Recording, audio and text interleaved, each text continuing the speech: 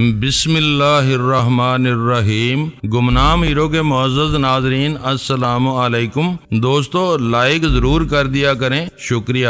آئیے چلتے ہیں کہانی کی طرف۔ آپ جیسی قسم کہیں میں کھانے کو تیار ہوں۔ میں نے تو ڈاکٹر عالیہ اور دمن کے بارے میں بھی کسی کو کچھ نہیں بتایا، حالانکہ ان کے جرم کو میں اچھی طرح جانتا تھا۔ پھر میں آپ کے بارے میں کسی سے کیا کہہ سکوں گا؟ شاباش، مجھے یقین ہے حیدر کہ تم اس وعدے پر سختی سے کاربند رہو گے۔ یہ لو، یہ 500 روپیہ رکھ لو اور ضرورت کی تمام چیزیں اکٹھی کر لو۔ اب ہم دونوں یہاں رہیں گے۔ وہ رقم اس نے میرے ہاتھ سے پکڑ لی، بولا اگر آپ کہیں تو میں سارا سودا سلف اکٹھا ہی لے آؤں۔ ہاں یہی کرو، مگر پہلے جھاڑ پونچھ کر دو اور پھر کل صبح بازار سے فرنیچر بھی خرید لاؤ۔ یاد رکھو میں اپنے ہاتھ سے کچھ نہیں کروں گا، یہ سارا سلسلہ تمہیں ہی چلانا ہوگا۔ ایسا ہی ہوگا سردار صاحب، بالکل ایسا ہی ہوگا۔ میں تو خود اچھی چیزوں کو ترس گیا ہوں، اب تو میں کھانے سے بھی عاجز آ چکا تھا۔ تو جاؤ پھر یہ چیزیں لے آؤ، میں جلدی ہی گاڑی بھی خرید لوں گا، پھر تمہیں بہت آرام رہے گا۔ گاڑی چلا لیتے ہو کہ نہیں؟ جی ہاں، ڈرائیونگ تو میں بہت اچھی کر لیتا ہوں۔ ٹانگ تو میری بائیں خراب ہے اور وہ بھی معمولی سی۔ بس ٹھیک ہے، اب تم بازار جاؤ اور یہ چیزیں لے آؤ، مگر یاد رکھو کہ تم نے قسم کھائی ہے۔ اور دوسری بات یہ ہے کہ بچے کے اب میں پولیس کے محکمے کا ایک بہت بڑا افسر بن چکا ہوں۔ اگر تم نے میرے ساتھ کوئی ہیرا پھیری کی تو اچھا نہیں ہوگا۔ پولیس افسر بن چکے ہیں آپ؟ اس کی حیرت دیدنی تھی، آنکھیں اس کی کانوں سے باہر نکلتی دکھائی دیتی تھیں۔ ہاں، اور میرے ساتھ جو آدمی تھا وہ خفیہ پولیس کا بہت بڑا عہدیدار ہے۔ میں نے اس کے پہیے سے ہوا بالکل ہی خارج کر دی۔ مجھے معلوم ہے سردار صاحب، آپ مجھ پر بھروسہ رکھیں، میں آپ کے ہر راز کی حفاظت کروں گا۔ یہ کہہ کر وہ 2 تھیلے اٹھا کر اسی وقت باہر نکل گیا۔ اس کی طرف سے مطمئن ہو کر میں نے ٹیلی فون اٹھایا اور آبی کے کلینک کے نمبر گھما دیے، مگر وہاں سے معلوم یہ ہوا کہ آبی رات کو وہاں سے رخصت ہو گیا تھا اور وہ تمام بل بھی ادا کر گیا ہے۔ کلینک کے کاؤنٹر پر کھڑے آدمی نے مجھے یہ بھی بتایا کہ اس کے زخم بالکل ٹھیک ہو چکے تھے، مگر وہ اپنا پتہ بتا کر نہیں گیا۔ ایک خاتون البتہ اس کے ساتھ تھی اور وہ برقع پہنے ہوئے تھی۔ میرے لیے یہ بڑی حیران کن بات تھی۔ میں نے اسی وقت الماس کے گھر فون کیا، دوسری طرف سے کسی ملازمہ نے ریسیور اٹھایا۔ ہیلو، یہ میڈم الماس کا گھر ہے؟ جی ہاں، آپ کو کس سے ملنا ہے؟ میڈم الماس سے۔ مگر آپ ہیں کون؟ میں سردار کریم نواز بول رہا ہوں۔ جی میں انہیں ابھی بلاتی ہوں۔ کچھ دیر ریسیور خاموش رہا، پھر الماس کی آواز ابھری، بڑی مترنم، بڑی پرکیف، کھنکتی چاندنی ایسی آواز میری سماعت کو تر و تازہ کر گئی۔ ہیلو، جی میں سردار کریم نواز بول رہا ہوں۔ مجھے یہ معلوم کرنا ہے کہ میرا دوست اسلم ابھی کہاں ہے، مگر آپ کو میں نہیں جانتی۔ یہ ضروری نہیں ہے میڈم، آپ غلام جلانی کو تو جانتی ہیں؟ جی ہاں، اور وہ اس روز شام کو آبی کے کمرے میں موجود تھا جب آپ وہاں پہنچی تھی۔ جی ہاں، میں نے انہیں دیکھا تھا، بس اسی کے حوالے سے میں پوچھ رہا ہوں وہ کہاں ہے اس وقت۔ وہ ہمارا یار۔ اوہ، اب سمجھی۔ دیکھیں جی، وہ کل شام اپنے گاؤں گئے تھے اپنی والدہ کو لانے کے لیے۔ پرسوں ہماری شادی ہو رہی ہے، کل صبح وہ ہمارے گھر آ جائیں گے اور شادی بڑے ہی سادہ طریقے سے ہوگی، اور آپ کا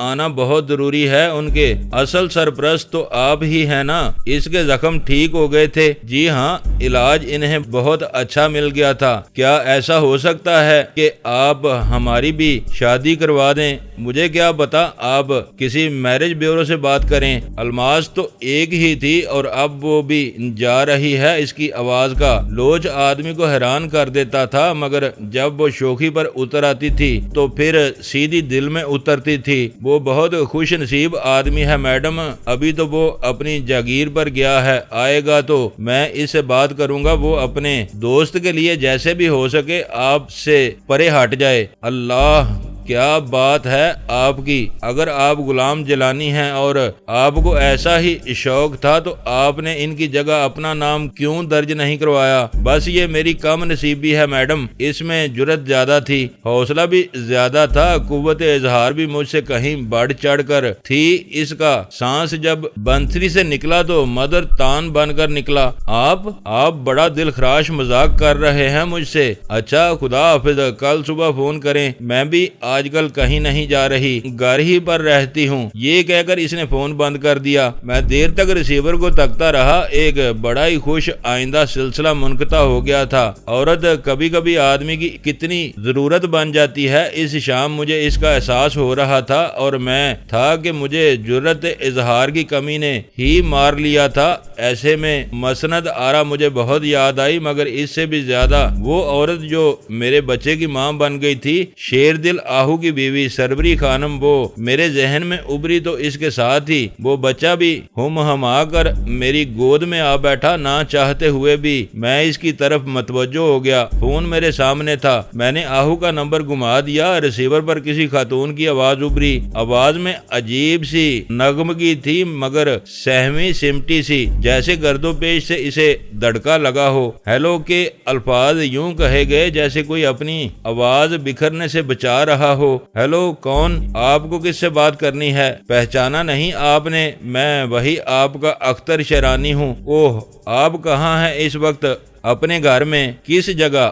میں فوراً آپ سے ملنا چاہتی ہوں۔ بات بہت بگڑ گئی ہے۔ کیا مطلب؟ کیسی بات؟ کچھ ہے نا، مجھے بتائیں آپ کہاں ہیں اس وقت؟ سروری کی آواز میں تیزی آ گئی تھی، جیسے وہ میرے ہی فون کی منتظر بیٹھی تھی۔ کوئی اور تو نہیں ہے وہاں؟ جی نہیں، اس وقت تو کوئی نہیں ہے، مگر وہ شام کو آ جائیں گے۔ آپ کا مطلب آہو سے ہے؟ جی ہاں۔ بتائیں مجھے، آپ یہاں آ سکتے ہیں ابھی اور اسی وقت؟ مگر وہ آ جائے گا تو پھر کیا ہوگا؟ اسی لیے تو میں کہتی ہوں کہ میں خود آپ کے پاس آنا چاہتی ہوں۔ اچھا ہوا آپ آہو کے سامنے نہیں آئے، ورنہ پتا نہیں کیا ہو جاتا۔ دیکھیں، میں گلبرگ میں ہوں، کوٹھی نمبر 719، اور میں یہاں ہی رہتا ہوں۔ ٹھیک ہے، میں آ رہی ہوں، میرا انتظار کریں۔ یہ کہہ کر اس نے فون بند کر دیا۔ جس انداز سے وہ بول رہی تھی، اس سے میں یہی سمجھا کہ وہ کسی زبردست مشکل میں پھنس گئی ہے، اور اسے کسی بھی پہلو چین نہیں ہے۔ پتہ نہیں وہ کن حالات سے دو چار تھی۔ میں فون سے ہٹ کر کوٹھی کے مختلف کمروں میں گھوم گیا۔ کئی کمروں میں دو پلنگ بچھے تھے اور بستر بھی ان پر موجود تھے۔ بستر کیا تھے، نیند کا خمار ہاتھوں میں لیے سونے والے کے منتظر تھے۔ فوم کے نرم بیڈ آدمی کو خواہ مخواہ اپنی طرف بلاتے تھے، اور وہ سردیوں کے دن تھے جن میں لحاظ سے آدمی کی محبت اور بڑھ جاتی ہے۔ اب بھی اس لحاظ سے بہت خوش قسمت تھا کہ اسے اللہ نے وہ نعمت دے دی تھی، یا دے دینے کا وعدہ کر لیا تھا، جس سے آدمی کی تکمیل ہو جاتی ہے۔ مگر میں ابھی بس ٹامک ٹوئیاں ہی مار رہا تھا۔ کچھ ہی دیر بعد حیدر واپس آ گیا۔ وہ ٹیکسی میں بیٹھ کر آیا تھا اور چیزوں سے خوب لدا پھندا تھا۔ تمام چیزیں اس نے ٹیکسی سے اتار کر باورچی خانے میں پہنچا دیں، اور ڈرائیور کو رخصت کرنے کے بعد میرے پاس پہنچا۔ بولا، سردار صاحب، میں آپ کے لیے ڈھیر سارا گوشت اور مرغی لے آیا ہوں، پھل بھی اور مکھن بھی۔ باورچی خانے کی ہر شے میں خرید لایا ہوں۔ اب آپ بے فکر ہو جائیں۔ بے فکر تو میں ہمیشہ ہی سے ہوں حیدر۔ اب تو یوں کر کے ڈھیر سارا گوشت پکا دے، میرا ایک مہمان آ رہے ہیں آج۔ بس ابھی لیں جناب، اور یہ لیں آپ کے لیے میں سگریٹ بھی لے آیا ہوں، اور پائپ بھی۔ سگار کی ضرورت ہو تو وہ بھی حاضر ہے۔ ابے 500 روپے میں تو کیا کیا کچھ خرید لایا ہے۔ خرید ہی نہیں لایا بلکہ ڈھیر ساری رقم بچا بھی لایا ہوں۔ ابھی آپ کو حساب کر کے بتاتا ہوں۔ یہ کہہ کر وہ باورچی خانے میں جا گھسا۔ اگر مجھے سربری خانم کا انتظار نہ ہوتا تو میں اسی وقت آبی کے گاؤں جا پہنچتا، مگر اس نے مجھے باندھ لیا تھا۔ میں ایک بار پھر مختلف کمروں میں رکھی چیزیں خریدنے سے لگانے لگا۔ گھر ایک عجیب نعمت ہے، آدمی کو اس کی چار دیواری میں پہنچتے ہی ہر شے کو خریدنے سے دیکھنے کی آرزو ہونے لگتی ہے۔ آہستہ آہستہ وہ چار دیواری اس کے دل میں اتر آتی ہے۔ وہ اس سے برائی کا تصور بھی نہیں کر سکتا، وہ جس میں لوگ دو گھڑی رہ کر آگے نکل جاتے ہیں۔ بڑا ہی بد نصیب گھر ہوگا کہ اس کے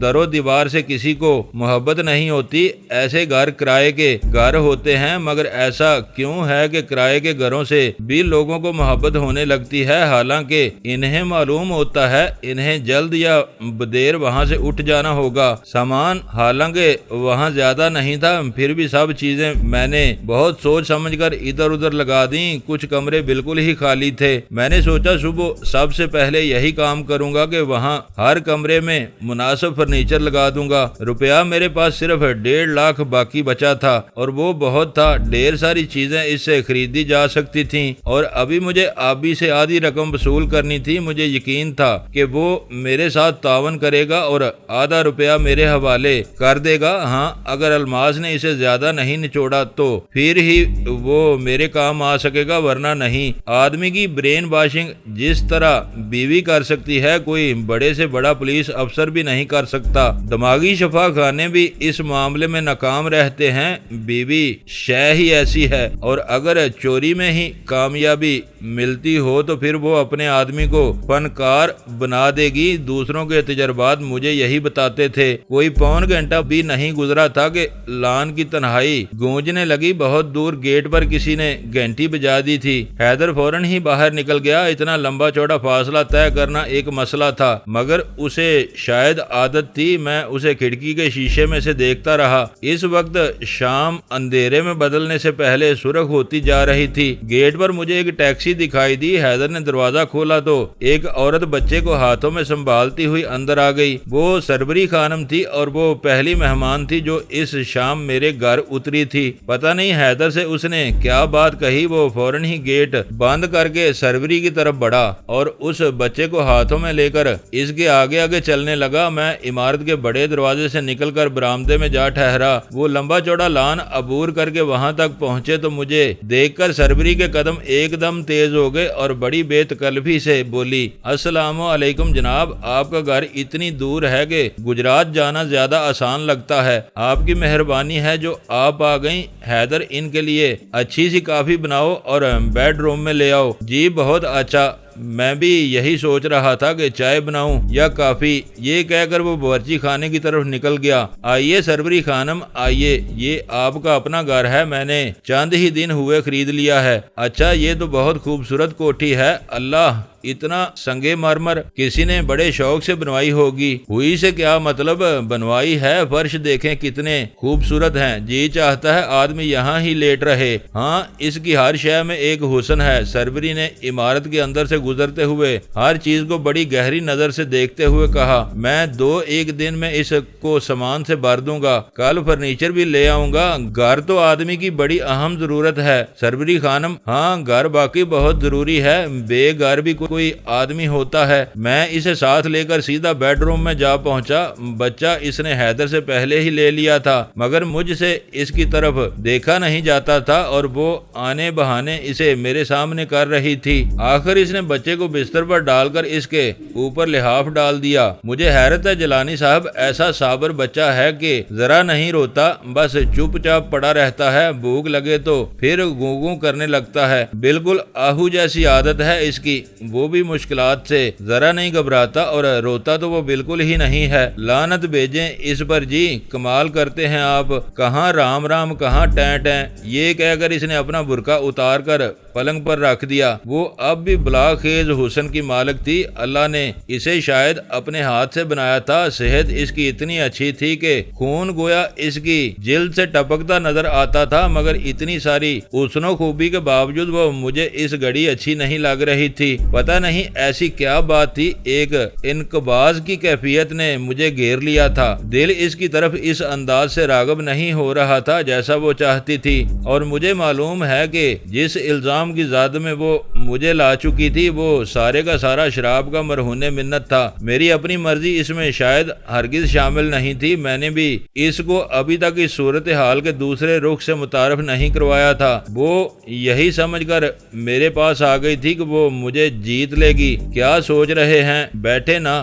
آپ کا فون سن کر دل اچھلنے لگا تھا۔ پتہ نہیں میں آپ کے بغیر کیوں اتنی بے چین رہنے لگی ہوں۔ یہ آپ کی مہربانی ہے سربری خانم، اور میں اسے اپنی خوش قسمتی سمجھتا ہوں، مگر میں اس سارے معاملے کا مفہوم نہیں سمجھ سکا ہوں۔ وہ ٹوک ٹوک میرا منہ تکتی رہی، بولی، میں آپ کا مطلب نہیں سمجھی۔ میرا مطلب یہ ہے سربری خانم کہ آپ شادی شدہ عورت ہیں، شیر دل آہو کی 16 سال کی محنت رنگ لائی ہے، اسے اللہ نے بیٹا دیا ہے، وہ اس سے دست کش ہو جائے، ذرا سوچیں تو۔ آپ سمجھتے کیوں نہیں ہے جیلانی، وہ اس کا باپ نہیں ہے اور وہ اس بات کو سمجھ رہا ہے ہے۔ اگر ایسا نہیں ہے تو بھی وہ اس کا باپ ہے، قانونی طور پر وہ اس کا باپ ہے اور اسے خوش ہونا چاہیے کہ وہ باپ بن چکا ہے، مگر وہ خوش نہیں ہے۔ اگرچہ میں نے ابھی اسے کوئی بات نہیں بتائی ہے لیکن وہ مجھ سے بار بار پوچھتا ہے۔ بچہ تو عمر کے ساتھ ساتھ 100 رنگ بدلتا ہے مگر اس کی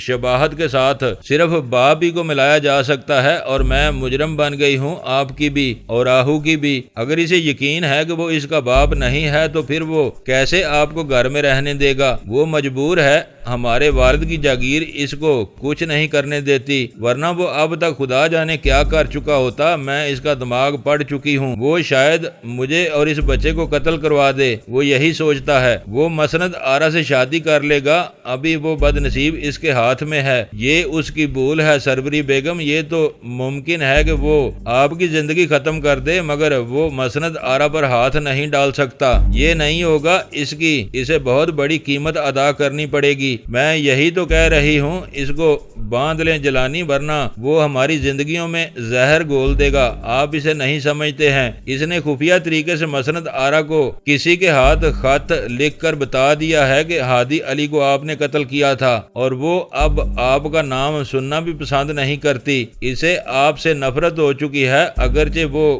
کر کچھ نہیں سکتی۔ آہو نے اسے ایسی دعاؤں پر ڈال دیا ہے جو ہیروئن سے زیادہ خطرناک ہیں، لیکن وہ آپ کا نام سننا پسند نہیں کرتی ہے، اور وہ جو کسی سکھیرے سے اس کی شادی کی بات چل رہی تھی وہ بھی اپنی جگہ قائم ہے۔ سکھیرا بھی ہادی علی کی جاگیر پر نظر رکھتا ہے، وہ بھی پیچھے نہیں ہٹ رہا ہے، لگتا ہے وہ سالہ سال سے بیمار ہے۔ پھر اب کیا ہوگا؟ میں آپ کے پاس اسی لیے آئی ہوں جیلانی، ہمیں اس مصیبت سے نجات دلا دیں۔ یہ بچہ آپ سے اپنی زندگی کی بھیک مانگتا ہے، آہو کو ہمارے درمیان نہیں رہنا چاہیے۔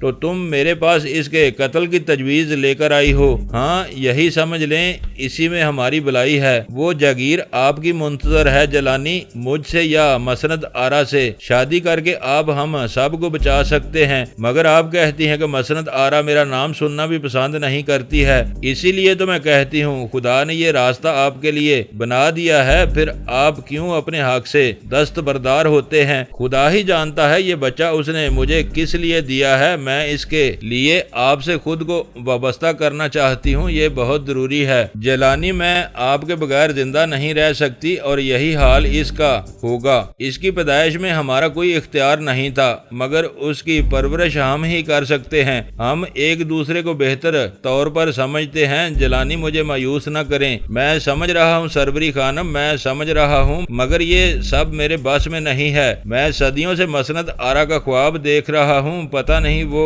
کہاں سے اور کب سے میری تلاش میں تھی۔ میں بھی اس کے بغیر زندہ نہیں رہ سکتا۔ آپ تو بلا وجہ ہی راستے میں آ گئی ہیں، وہ سارا قصور اس شراب کا ہے۔ ہاں، اسی کا تھا، ورنہ میں ایسا نہیں تھا، کسی کی امانت میں خیانت میں نہیں کر سکتا تھا۔ مجھے معاف کر دے سربری خانم، یہ بوجھ مجھ سے نہیں اٹھ سکے گا۔ تو اس کا مطلب یہ ہے کہ آپ ہم دونوں کو اس کے رحم و کرم پر چھوڑ دیں گے؟ آپ کے دل میں ہماری کوئی بکت نہیں ہے؟ بہت بکت ہے، مگر آپ پہلے مسند آرا کو راضی کریں، پھر میں اس سے ملوں گا، پھر شاید میں آہو کو بھی راستے سے ہٹا دوں اور سکھیرے کو بھی۔ وہ راضی نہیں ہوتی ہے، اس سے بار بار پوچھ چکی ہوں، وہ اپنے باپ کے قاتل سے شادی کے لیے کسی بھی طرح راضی نہیں ہے جیلانی، میں دیکھ چکی ہوں۔ پھر تو بہت مشکل ہے سربری خانم، میں کیوں یہ گناہ اپنے سر لوں؟ مجھے تو صرف مسند آرا کی ضرورت ہے، جب وہ ہی نہیں ہے تو پھر آپ کی تو کوئی بات ہی نہیں ہے۔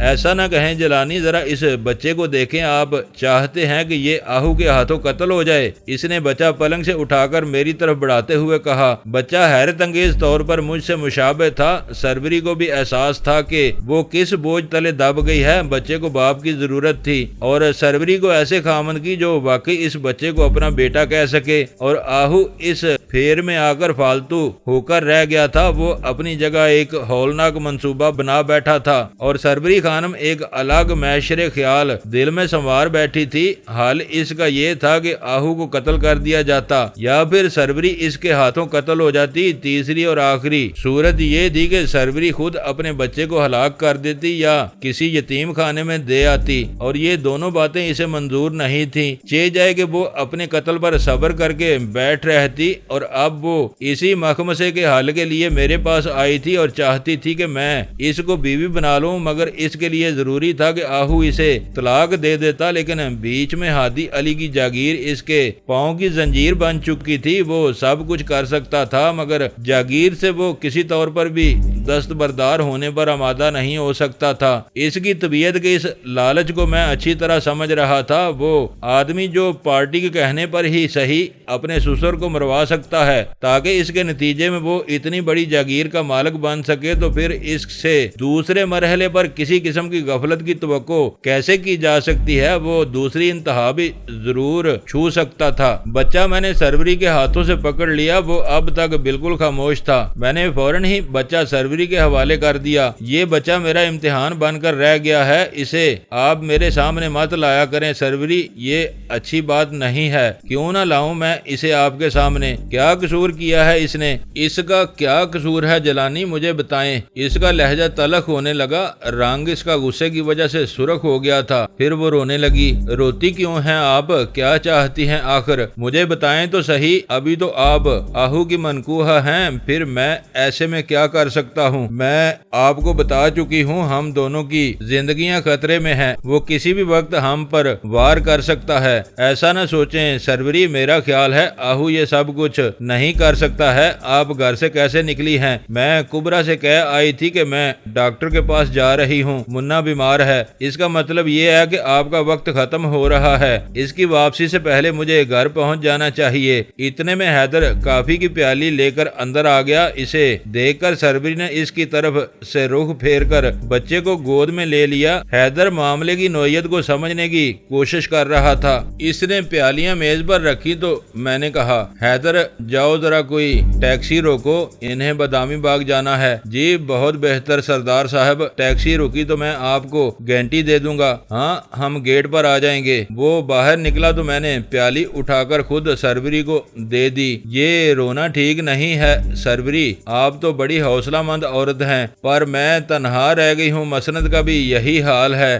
اس کو بھی آہو چین نہیں لینے دیتا۔ حالات بہت خراب ہیں جلانی، میں آپ کو بتا نہیں سکتی ہوں۔ ٹھیک ہے، کسی طرح یہ 5-6 دن نکال لیں، پھر میں کوئی تدبیر سوچوں گا۔ آہو کو قتل کر کے ہم پولیس سے بچ نہیں سکیں گے، بڑے صاحب ان کو بہت عزیز رکھتے ہیں۔ کچھ بھی کریں جلانی، مگر اس آدمی سے میرا پیچھا چھڑا دیں۔ میں آپ کے بچے کی ماں بن کر کہہ رہی ہوں۔ یہ تو خیر مفروضہ ہے، بہرحال میں سوچوں گا سروری، کوئی نہ کوئی تدبیر کر لیں گے، مگر مجھ سے آپ شادی کی بات نہ کریں، یہ ناممکن ہے۔ میری یہ بات سن کر وہ پھر بکھرنے لگی۔ کافی اس سے پی نہیں گئی، پیالی اس نے ویسی کی ویسی ہی میز پر رکھ دی۔ آنکھیں اس کی جھرنا بن گئی، آنسو کے لبے شیریں کو چھونے لگے۔ اسے رونا آتا تھا اور ایسے میں وہ اور زیادہ حسین نظر آنے لگتی تھی۔ میرا دل چاہا کہ میں تسلی کے 2 بول اسے دے دوں جس سے اس کی انا کی تسکین ہو جائے، اور وہ جو ٹھہر ٹھہر کر بکھرتی تھی اسے کچھ سکون پہنچا دوں، مگر میرا دل ہی نہیں مانتا تھا۔ میں اس سے کیسے کہہ دیتا کہ میں اسے زندگی کا مرکز مان لوں گا؟ کیسے میں اس سے یہ وعدہ کر لیتا کہ میں مسند آرا کو چھوڑ کر اس سے بیاہ رچا لوں گا؟ روئیں نہیں سروری، مجھے سمجھنے کی کوشش کریں، میرا کوئی مستقبل نہیں ہے۔ پولیس ہر وقت میرے پیچھے لگی رہتی ہے، تھانوں میں میری تصویریں لگی ہیں، میں تو کسی بھی وقت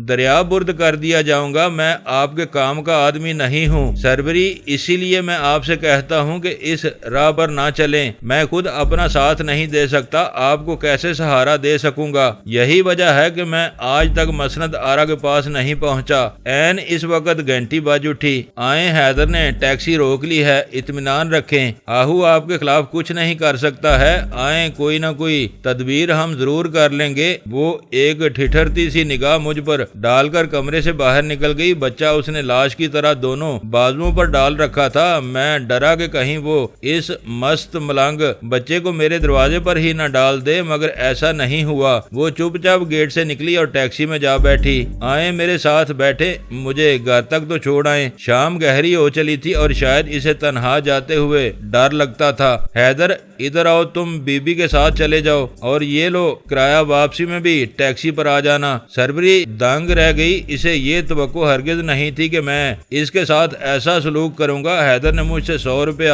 لیا اور ڈرائیور کے ساتھ والی سیٹ پر بیٹھ گیا۔ چل بھائی ذرا جلدی کر، مجھے واپس بھی آنا ہے۔ ٹیکسی روانہ ہوگی تو میں گیٹ بند کر کے کتنی ہی دیر تک وہاں کھڑا اس ویران سڑک کو دیکھتا رہا۔ جب ٹیکسی کی سرخ بتیاں میری نظروں سے اوجھل ہو گئیں تو میں بہت ہی تھکے قدم اٹھاتا ہوا اپنے حجرہ ویران میں جا بیٹھا۔ سروری ٹھیک ہی کہتی تھی، آہو کا کوئی بھروسہ نہیں تھا۔ جاگیر پر اپنا قبضہ مکمل کرنے کے لیے اسے بلا شبہ اب مسند آرا کی ضرورت تھی، اور اس کام کے لیے اسے سروری سے جان چھڑا لینا ہی بہتر نظر آنا ہوگا۔ اور وہ بد نصیب عورت اب اپنے ہی جال میں بری طرح پھنس چکی تھی۔ وہ ایک ایسے بچے کی ماں تھی جسے آہو بھی سمجھتا تھا کہ وہ اس کا باپ نہیں ہے، مگر جب اسے یہ بھی معلوم ہو جائے گا کہ وہ بچہ کس سے منسوب ہے تو پھر وہ یقیناً سروری پر کاروبار کرے گا۔ وہ اس کی عزت سے کھیل گئی تھی، مگر کیا میں سروری کو تنہا چھوڑ دینے میں حق بجانب تھا؟ کیا وہ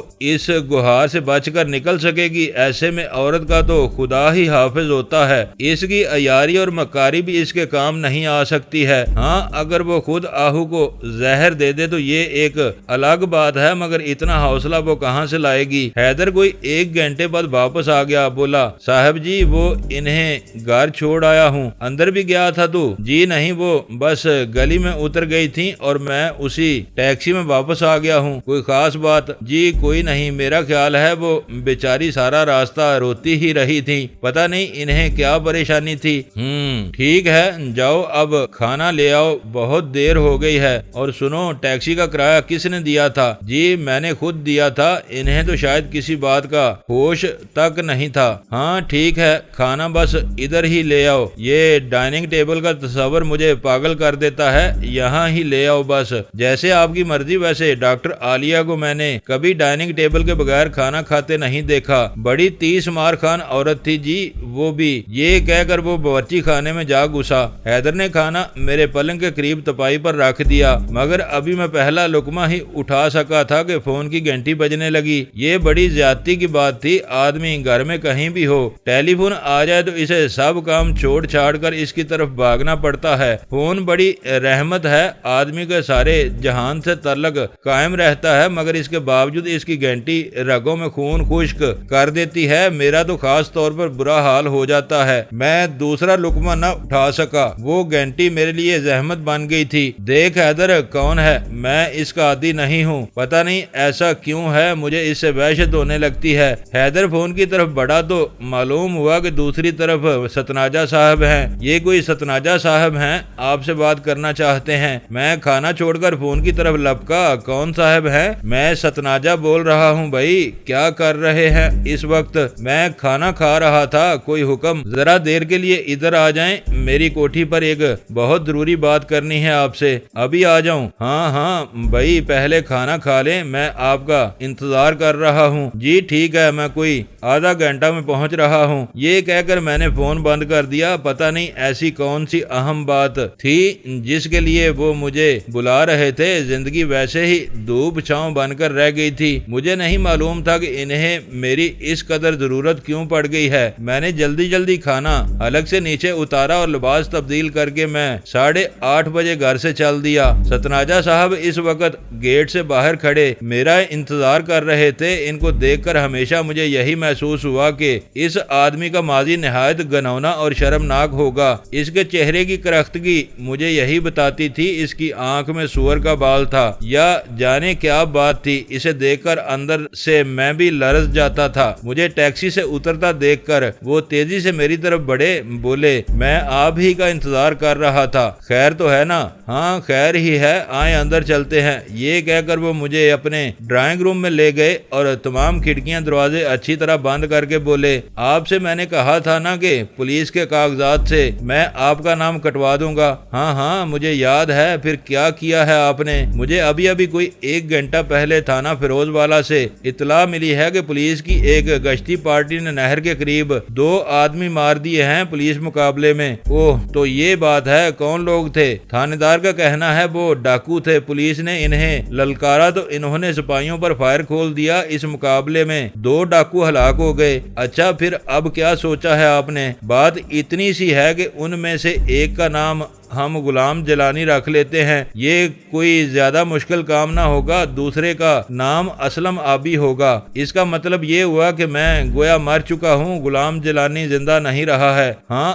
آپ کی بہتری کے لیے یہ بہت ضروری ہے، اس طرح آپ زیادہ اطمینان سے زندگی گزار سکیں گے۔ کون جانے پولیس کے ریکارڈ میں کس کس آدمی کو مار دیا گیا ہے، اس نے خلا میں گھورتے ہوئے کہا۔ وہ سب کچھ کر سکتے ہیں، مجھے کیا کرنا ہوگا؟ آپ اپنی کوئی تصویر، کوئی انگوٹھی، کوئی شناختی کارڈ یا اس قسم کی کچھ اور چیزیں مجھے دے دیں، میں ان کو لاشوں کی جیبوں میں ڈال دوں گا۔ ہاں، یہ بات آپ نے صحیح کہی ہے۔ کیا وہ لاشیں ابھی تک وہیں پڑی ہوئی ہیں؟ ہاں، انہیں پولیس نے ابھی تک نہیں اٹھایا ہے، تھانے دار مجھ سے پوچھ رہا تھا۔ میں نے ہی اسے کہہ رکھا تھا کہ وہ اس قسم کی گنجائش پیدا کرے۔ میرا خیال ہے ہمیں ابھی وہاں پہنچنا چاہیے۔ ٹھیک ہے، میں آپ کے ساتھ چلتا ہوں، مگر ابھی کی کوئی چیز میری جیب میں نہیں ہے، میری اپنی شناخت کا بھی ثبوت میرے پاس نہیں ہے۔ کوئی بات نہیں، میرا خیال ہے اس بارے میں زیادہ تردد کی ضرورت نہیں ہے، بس اب اٹھ جائیں۔ کیا کچھ ہے آپ کے پاس؟ میں نے اپنی انگوٹھی اتار کر ان کے سامنے رکھ دی، اس پر میرا نام لکھا تھا، وہ بہت دنوں سے میرے ہاتھ میں تھی۔ ویسی ہی ایک انگوٹھی بہت عرصہ پہلے آبی نے بھی بنوائی تھی، دونوں پر ہمارے نام کا مخفف تحریر تھا۔ دوستو، ویڈیو کو لائک ضرور کر دیا کریں۔ ISI پاک آرمی زندہ باد، پاکستان پائندہ باد۔ معزز ناظرین، اپنا خیال رکھیے گا اور اپنے اس چینل کا بھی شکریہ۔